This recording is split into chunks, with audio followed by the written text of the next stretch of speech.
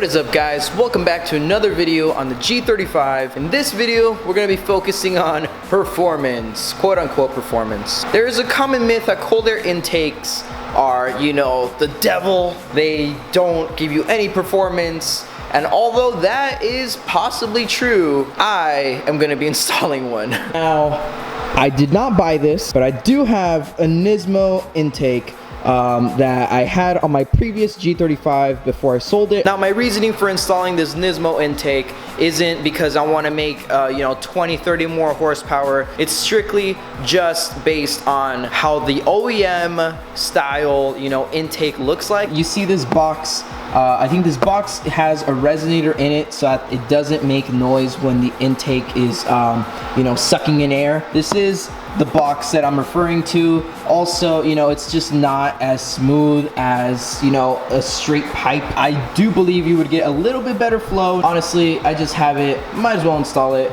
I'm not going with a cone, just leave it as it is. So we're gonna go ahead and install it. I'm recording you because I know how much you love it. There's a surprise left on it this morning.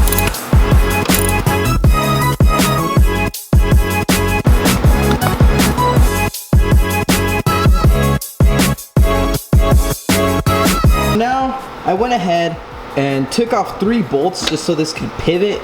So you have to take off 2 of the Phillips head screws that are on it. You disconnect the connector, which I did, pull it out, and there it is. So we're gonna go ahead and spray some MAF cleaner on this.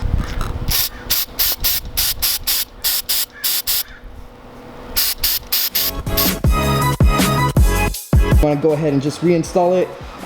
You do wanna make sure that the MAF is dry. You don't want to insert it while it's still wet, even though it does evaporate pretty quickly. So we're gonna go ahead and reinstall it. After some test fitting on the new one, I wanted to make sure it fits snug. I realized that the coupler that it came with, which is this one, doesn't fit. It's more at an angle, so I wanted to see if I could use the existing OEM rubber coupler. I reconnected the MAF sensor, connected it back on the connector, bolted it down. Just need to use a 10 millimeter. Go ahead and tighten all these bolts around that made it possible for me to pivot it. And once that's done, I'm gonna go ahead and install the intake, and then I will show you guys the final product.